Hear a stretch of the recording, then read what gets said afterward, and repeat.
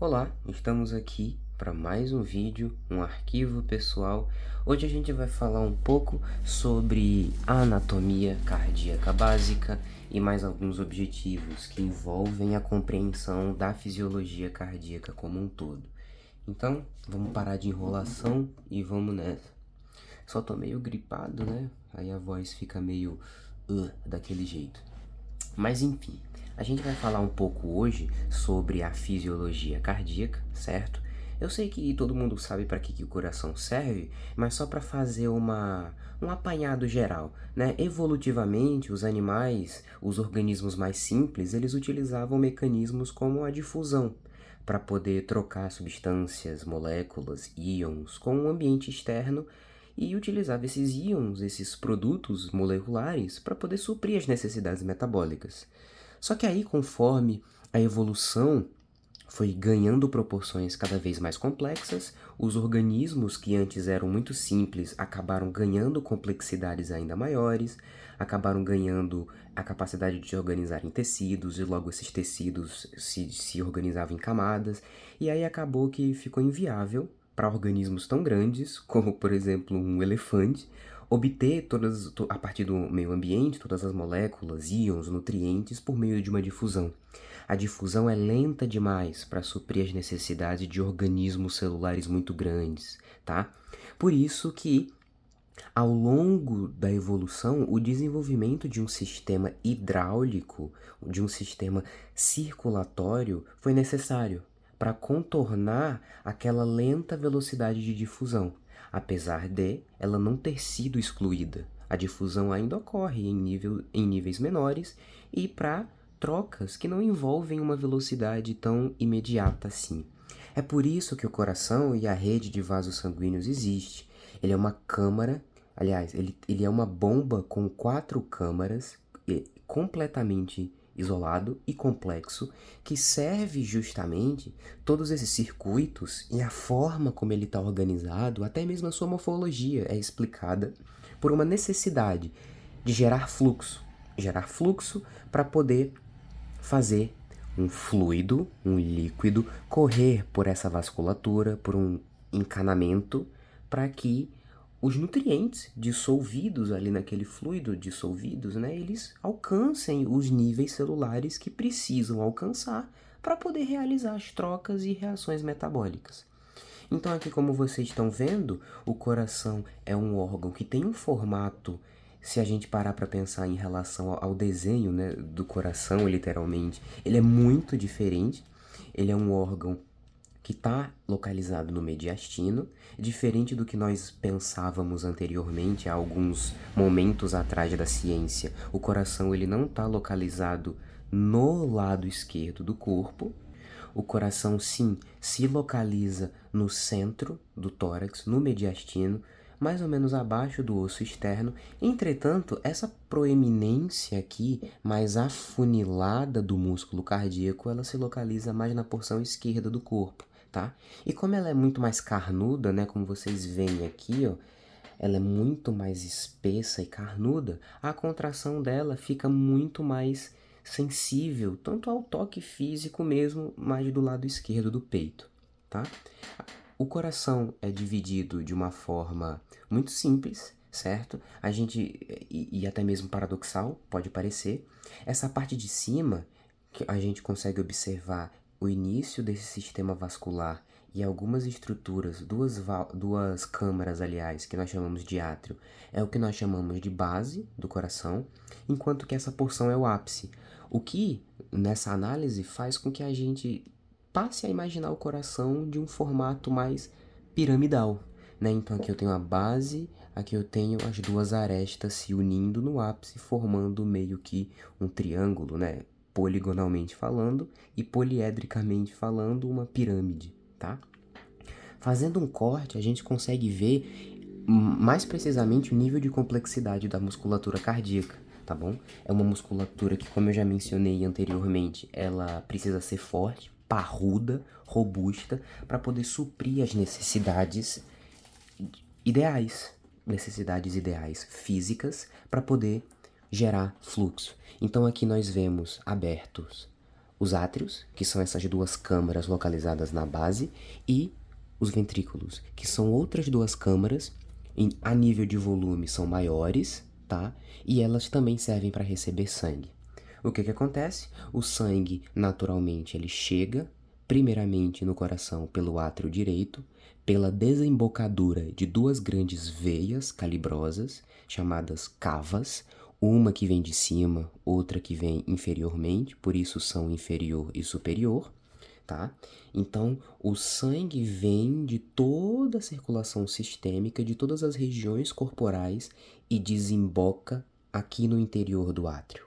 Uma vez no átrio, ocorre uma leve contração e até mesmo a própria pressão do sangue sobre uma válvula que existe aqui faz com que ela se abra e o sangue é derramado aqui dentro do ventrículo direito.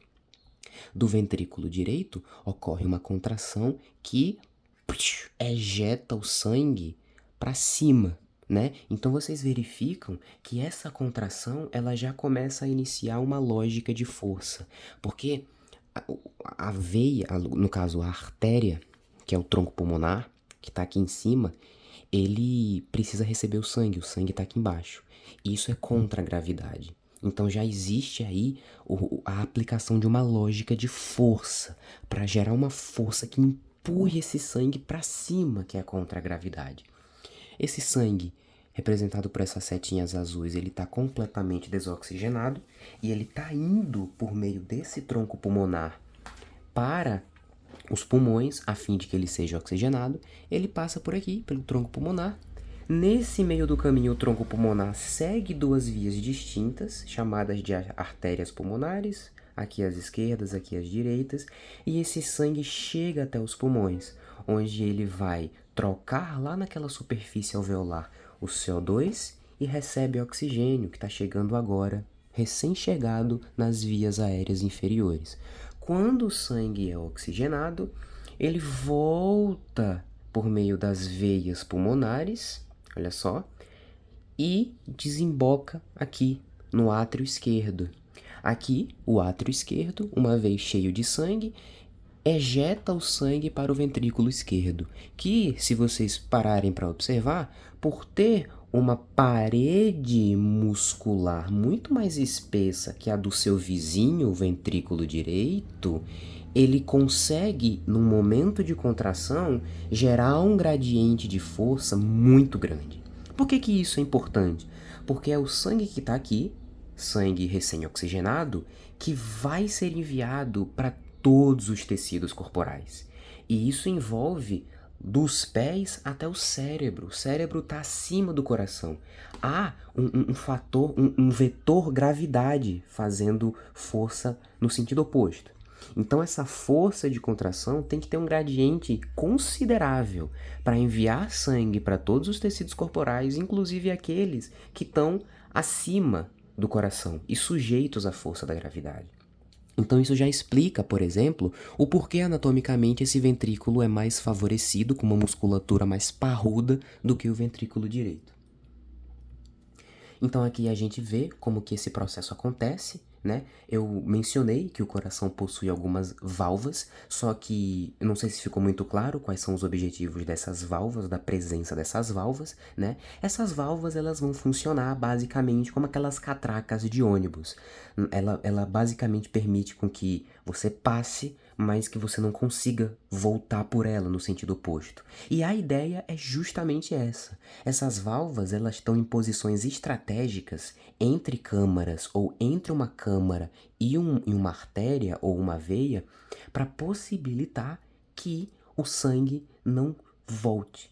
Então, uma vez que o sangue está localizado aqui no interior do ventrículo esquerdo e uma contração ocorre, a ideia é que o sangue siga uma direção correspondente a esse vetor aqui dessa seta vermelha grande. O sangue não pode voltar. Por isso, quando o sangue é pressurizado pela contração ventricular, ele sai, bate nessa válvula e a força do sangue, graças à contração do coração, é tão grande que o sangue empurra a válvula e abre ela, e ele consegue alcançar o interior da aorta. A ideia é que uma vez que o sangue passe completamente, a válvula se feche e o sangue não consiga retornar ao ventrículo. Isso não seria ideal, porque se esse sangue ficasse retido aqui, nós teríamos, por exemplo, uma insuficiência cardíaca, na qual o sangue que está oxigenado não está conseguindo alcançar todas as porções corporais que precisam receber aquele sangue, tá? Então, ao mesmo tempo que isso acontece, olha o que está acontecendo, por exemplo, com essa válvula aqui, que é uma válvula que divide o átrio do ventrículo. Então, vamos por partes.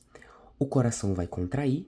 De que forma ele vai contrair? Seguindo sempre uma lógica de baixo para cima. Tá? Lembram que eu mencionei a respeito sobre os grandes vasos? Os grandes vasos eles estão aqui na base, que é em cima. Os ventrículos estão embaixo.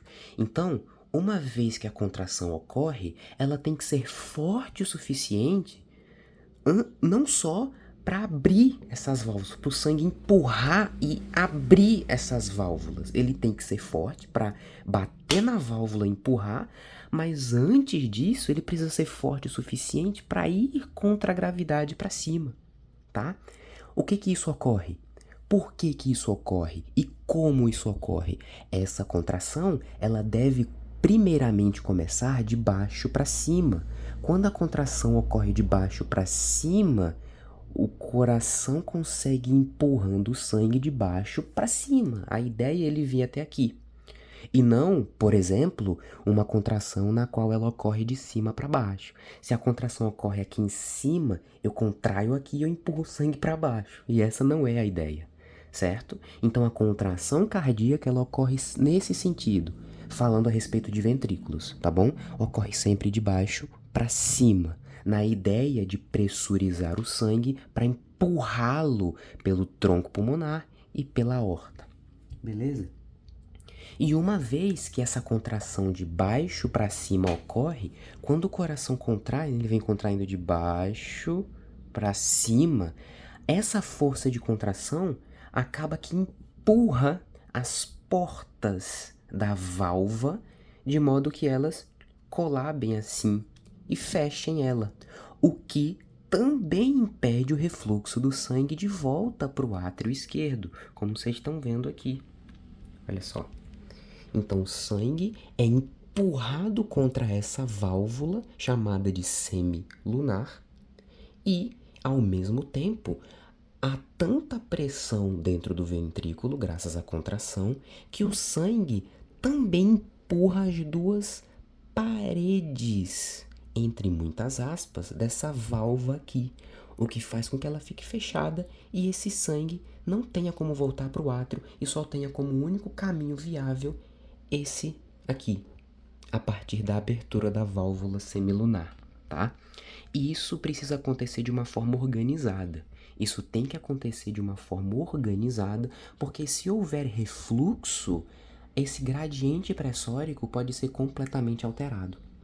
É isso que acontece, tá? Aqui a gente vê também um outro momento da contração. Percebam, por exemplo, que diferente dessa imagem, na qual o ventrículo está todo contraidinho, parece até um triângulo, né? Se vocês pararem para pensar, faz até um triângulo certinho aqui. Aqui ele está relaxado, olha só como ele está mais ovalado, né? No formato mais oval. A parede está relaxada, está distendida. Nesse processo, o que ocorre? O sangue está vindo lá dos pulmões, ele foi oxigenado, e conforme o átrio vai enchendo, o sangue vai pesando sobre essa válvula aqui. E ela se abre, o sangue que está aqui começa a ser derramado aqui no ventrículo, e, ao mesmo tempo, essa válvula semilunar aqui permanece fechada. Por que ela permanece fechada? Porque depois dela há sangue aqui dentro. E esse sangue faz peso aqui em cima, de modo que não deixa ela ficar aberta. Então vocês percebam que é um sistema completamente fechado. Todas as câmaras precisam estar devidamente isoladas no momento certo, na hora certa. No momento de contração, isso aqui é o ideal. No momento de relaxamento, esse isolamento das câmaras tem que ser revertido parcialmente para que o sangue flua de uma câmara para outra. Uma vez que esse mecanismo extremamente complexo e controlado de válvulas é prejudicado, toda a distribuição de sangue vai ser afetada da mesma forma, tá? E agora que a gente já falou sobre contração, vamos falar especificamente como que ocorre o processo de contração a partir de uma análise das fibras musculares. Nós sabemos, todos nós sabemos, ou pelo menos deveríamos saber, que no nosso corpo existem 3 tipos de musculatura. Musculatura esquelética, cardíaca e lisa. A esquelética e a cardíaca, elas têm uma característica semelhante em relação a possuírem estriações. Essas estriações se referem a quando nós olhamos na microscopia de luz. Nós conseguimos ver claramente no microscópio alguns risquinhos ao longo das fibras musculares. Eles estão mais ou menos representados aqui, ó, nesse desenho sintético, tá? E o que isso acontece? Esses risquinhos se referem às bandas claras e escuras, que são as unidades contráteis, chamadas de sarcômeros, tá? Só que diferente, por exemplo, do que acontece na musculatura esquelética, que são fibras mesmo, tipo, tente imaginar pequenos cilindros, um em cima do outro, formando um feixe, como se fosse um feixe de fios, sabe? Fio. Quando você descapa o fio, aparece um monte de fiozinho dentro e juntos ele forma um feixe grande. Isso é o que acontece no músculo esquelético. No músculo cardíaco, essa organização é diferente. As fibras cardíacas, elas não são feixes, elas são mais curtas e elas são mais ramificadas, tá? Então, elas se comunicam de uma forma muito mais ramificada. Essa imagem aqui mostra mais ou menos o que eu estou querendo dizer. O músculo estriado esquelético realmente se dispõe em feixes, enquanto que o músculo estriado cardíaco possui células que podem se organizar em um formato mais cilíndrico, mas ao mesmo tempo elas emitem ramificações que meio que ligam elas, tipo assim mesmo, ligam elas às outras fibras que estão adjacentes a ela. Por que que essa ramificação e comunicação ramificada é necessária para o músculo cardíaco? Porque ele precisa ter uma cooperação, ele precisa se contrair com unidade, ele precisa se contrair ao mesmo tempo. Então, a informação que nós vamos entender que é a despolarização precisa chegar nas fibras musculares cardíacas de forma que elas se contraiam cooperativamente, tá? Como no músculo esquelético, por exemplo, que não funciona assim, ele contrai assim, né? E normalmente é uma coisa processual. Os sarcômeros, eles vão se contraindo e depois vão, né? É uma coisa mais dominó, tipo um efeito dominó, assim, só para lembrar, não que seja literalmente assim, tá bom? E uma vez que a gente observa isso, esses carinhas aqui, chamados de discos intercalares, são os responsáveis por permitir que essas células se comuniquem. Essas células possuem comunicações, chamadas de discos intercalares, que são como se fossem pequenos túneis que ligam uma célula à outra e permite com que elas se comuniquem, permite com que os seus citoplasmas se comuniquem uns com os outros, beleza?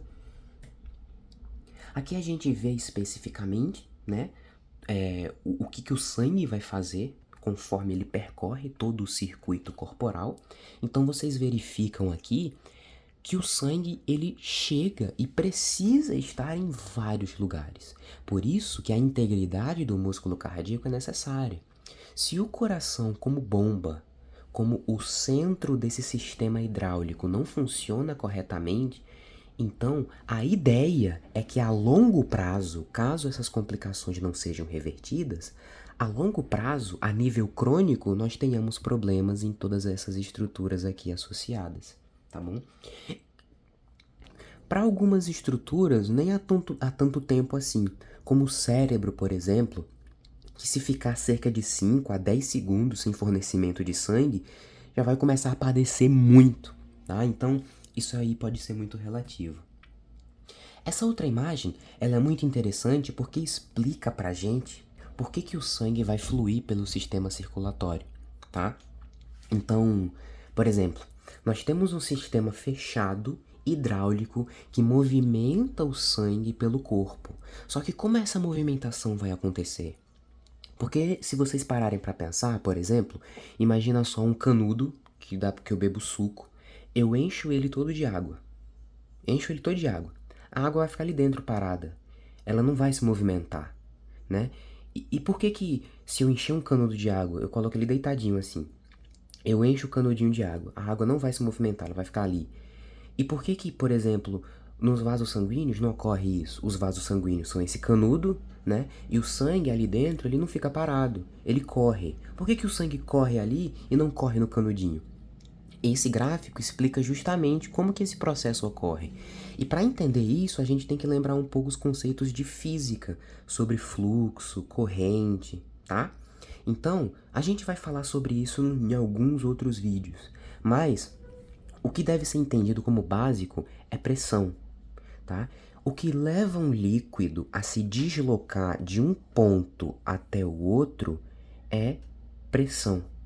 Se nesse ponto chamado ponto A eu tenho uma pressão 2 e nesse ponto B eu tenho uma pressão 1, o fluido sujeito àquele sistema fechado, que nesse caso é um cano ou um vaso sanguíneo, por exemplo, esse fluido tende a fluir em direção ao ponto B, que tem menor pressão. É sempre assim. Lembra que mencionamos da difusão? É sempre assim. É da maior concentração para menor concentração. Nesse caso, é de maior gradiente pressórico para o de menor gradiente pressórico. O epicentro de toda a rede vascular de veias, artérias, arteríolas é o coração. O coração é a bomba hidráulica. Logo, os vasos que estão mais próximos do coração recebem muita pressão quando o coração contrai. Logo, vasos como a aorta, que está logo ali em cima, na base do coração, como a gente viu, esses vasos, esses grandes vasos, você pode até notar que eles são maiores, mais calibrosos, parrudos mesmo. Histologicamente, qual é a função dessa grossura, dessa parrudez desses vasos? É suportar pressão. Eles estão pertinho do coração. Eles estão literalmente acoplados ao coração. Então, uma vez que o coração exerce contração, ocorre a geração de um gradiente pressórico muito alto. O coração contrai, quando ele contrai, o sangue é expulso, bate na parede da aorta com uma pressão muito grande, muito grande. Nós não estamos falando de pressão alta, tá? Isso é fisiológico. E mesmo fisiológico, é uma pressão relativamente grande, tá? Por isso que aqui a gente vê que a pressão sanguínea na aorta, ela chega a essas proporções aqui, ó. Acho que uns 9, quase isso, vai. E conforme o sangue corre pela aorta, desce pela aorta abdominal, vai lá para a subclávia, a carótida, conforme o sangue se afasta e corre pela aorta, vai chegando em outras artérias menores, cada vez menores, a pressão diminui. Porque o sangue vai correndo, vai correndo, vai correndo e vai perdendo velocidade. Tanto porque a pressão vai baixando, tanto porque o sangue vai raspando, vai colidindo com a parede dos vasos. E aquilo gera, pela física, uma força de atrito. E essa força de atrito acaba reduzindo essa velocidade, tá? Até que, por exemplo, quando o sangue corre até os capilares, que são um dos menores vasos sanguíneos que nós temos no corpo, essa pressão já é muito baixa. A ponto também de quando esse sangue volta pelas vênulas, depois veias, e quando ele chega lá nas veias cavas, essa pressão é baixíssima. Olha só. Então, é isso o que determina o fluxo, tá? Aqui na aorta eu tenho uma pressão maior. Por quê? Porque o coração contraiu e gerou essa pressão. Logo, o sangue que está aqui na aorta, que está extremamente pressurizada, ela tende a mover o sangue, o fluido desse sistema fechado, tende a se mover rumando para onde há menos pressão. que no caso é esse sistema aqui. Por isso, esse fluxo segue sempre uma corrente, tá? Agora, o que acontece, por exemplo, se eu assoprar aquele canudinho, né? A água que estava ali dentro, ela vai correr. Porque quando eu assoprei, eu gerei um ponto de pressão aqui nos meus lábios, né? Assoprando. Então eu tenho muita força aqui que acaba direcionando aquela água para fora do canudinho. Então a força motriz é pressão. Por isso que o coração precisa existir, é ele que gera a pressão. Nós podemos entrar em outros debates aí também, né? Como por exemplo, quando essa pressão está muito além do necessário. Mas isso a gente coloca em outras situações, vai. Aqui, finalmente, nós vamos entender como é que esse processo de contração ocorre. Porém, agora a nível iônico, tá bom? Não é num nível literal, certo? Então, aqui nós temos a célula cardíaca contrátil, muito semelhante em alguns aspectos à estriada esquelética, como por exemplo a presença de um túbulo T, que é essa invaginação aqui, né, que acompanha o sarcolema, tá? Outra característica, por exemplo, é a presença das unidades contráteis, actina, miosina, lembra da troponina, tropomiosina. E agora, a contração. O que é que ocorre? A contração é o processo que vai fazer todas aquelas células cardíacas que estão comunicadas por aquelas gap junctions, aquelas junções comunicantes, elas estão comunicadas. Logo, uma despolarização vai ser levada para as outras células, porque elas estão conectadas por junções comunicantes, por desmossomos, tá? E como é que essa contração ocorre? Ela inicia com o potencial de ação.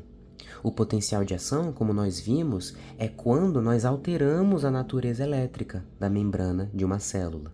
E a alteração dessa natureza elétrica leva a uma despolarização. Como que isso vai começar aqui, nesse raiozinho, nessa setazinha em 1? Nós vamos ver isso mais pra frente, tá? O que acontece no coração é que, apesar dele ser uma musculatura, 99% de tudo que nós vemos no coração é puro músculo. Só que 1% de células que existe no coração ali é um tipo de célula especial, chamado de células marca-passo. Elas não têm tantas unidades contráteis como tem as outras células musculares, os 99%. Por quê? Porque elas são células especiais. Elas não são especializadas em contrair e relaxar, como as células contráteis, como essa daqui, por exemplo. As células marca-passo, ou células autoexcitáveis, elas são especiais porque elas têm a habilidade de gerar esses potenciais de ação. Elas geram potencial de ação, conduz ele para uma célula contrátil, como essa daqui, que vai contrair. Entende? Por isso, por exemplo, que se você retirar o coração de uma pessoa, ele continua por um certo tempo batendo na sua mão. A contração cardíaca não é determinada por um comando nervoso, tronco encefálico, córtex, nada que envolva o sistema nervoso central. A contração cardíaca é independente. Ela é gerada e compassada no próprio coração. Por isso que mesmo que você retire o coração de uma pessoa que está viva, ele continua batendo. Apesar do sistema nervoso central poder modular a frequência cardíaca, mas a frequência cardíaca é independente do sistema nervoso.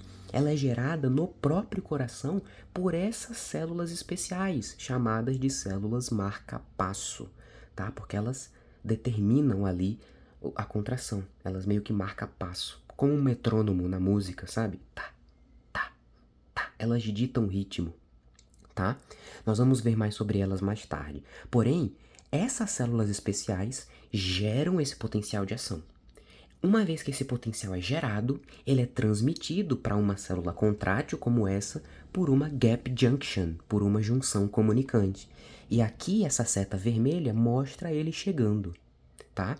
Então esse potencial de ação gerado por uma célula marca-passo vem chegando aqui pelo sarcolema, despolarizando a membrana, e ele chega aqui na região do túbulo T, onde ele vai interagir com o canal de cálcio, voltagem dependente. Esse canal de cálcio percebe que a membrana despolarizou e ele se abre. Essa bolinha que estava aqui trancando essa entrada, ela vem para cá. E esse canal de cálcio, ele permite exclusivamente a entrada do íon cálcio para dentro dessa célula cardíaca contrátil, tá? Esse cálcio, ele vai ter um efeito muito importante na contração, porque é ele que, uma vez entrado na célula, uma vez que ele entrou na célula, ele vai diretamente até o retículo sarcoplasmático, equivalente ao retículo endoplasmático, tá? E esse cálcio, ele vai interagir com um receptor presente aqui na membrana do retículo sarcoplasmático, chamado de receptor rianodínico de cálcio ou receptor de rianodina. Ele interage com esse receptor e provoca a sua abertura. Quando o receptor rianodínico de cálcio se abre, mais cálcio, 2+, guardado aqui no retículo sarcoplasmático, sai e vem para o citoplasma dessa célula. Quando isso acontece, né, nesse retículo sarcoplasmático e nos outros retículos sarcoplasmáticos ao longo das fibras, e todos eles jogando no citoplasma ao mesmo tempo cálcio, ao mesmo tempo geram fagulhas de cálcio 2+, geram concentrações tão grandes, tão significativas, que esse cálcio consegue startar, consegue iniciar o processo de contração. E a partir daqui é idêntico ao que nós vimos na musculatura esquelética. O cálcio se liga lá naquelas unidades na troponina, envolve tropomiosina também, né? Expõe os sítios de ligação, a quitina miosina se ligam, envolve ATP, a contração é a mesma a partir desse processo, tá? Envolve cálcio, o cálcio entra aqui, provoca a contração, afinidade, exposição de sítios de ligação, fibras, filamento grosso e fino deslizam, usa ATP, é hidrolisado depois em ADP mais fósforo, show. Como é que funciona para ocorrer um relaxamento? Como nós bem sabemos lá da contração muscular, o cálcio precisa sair. Uma vez que o cálcio sai, os sítios de ligação das proteínas contráteis, eles ficam fechados, e aí a contração não ocorre mais. Então, como é que esse processo ocorre? O cálcio, ele é retirado do citoplasma graças a, por exemplo, uma bomba aqui chamado de cerca, SERCA, cerca, tá? É Sarcoplasmatic, alguma coisa assim, é em inglês, tá? Ela utiliza o ATP, que faz com que, através do gasto de energia, o cálcio seja reconduzido para o retículo sarcoplasmático de onde ele saiu. Enquanto que o cálcio, que é extracelular, que veio lá de fora, ele vai ser mandado lá para fora também, graças a esse transportador aqui, esse antiporte Na+CA2+, chamado de NCX. O que ele faz? Ele utiliza a energia, só que não o ATP. Ele utiliza a energia eletroquímica do sódio. O sódio, ele tem uma tendência eletroquímica a querer entrar na célula. Lembram disso? Então, o que ele faz? Ele utiliza essa energia para trazer 3 sódios para dentro, enquanto expulsa o cálcio para fora. Só que para que esse sódio não fique alterando o gradiente osmótico dessa célula, o que ele faz? Ele é mandado embora de novo por uma Na+K+ ATPase, a famosa bomba de sódio e potássio, tá bom? E com isso, o processo de contração da musculatura cardíaca vai acontecer. Tem uma coisa muito importante para falar sobre isso também. A contração, ela só vai acontecer nessa situação por causa do cálcio, certo? Tudo bem, isso aí nós sabemos. Na musculatura esquelética, isso também é necessário. É o cálcio a peça-chave. Entretanto, aqui é um pouco diferente. Para que a contração ocorra, se vocês perceberem, nós precisamos de cálcio extracelular. É só ele que é capaz de sensibilizar o receptor rianodínico para que o cálcio intracelular saia e venha para o citosol. Logo, se eu tiver uma baixa concentração de Ca2+, no líquido extracelular, essa contração fica prejudicada. Por isso que alguns casos de arritmia, por exemplo, eles podem ser ocasionados devido a uma falta desse íon disponível no líquido extracelular. Logo, concentrações saudáveis de Ca2+ no líquido extracelular precisam existir, tá bom? Senão o músculo cardíaco não tem uma contração eficaz e do jeito que deveria ser.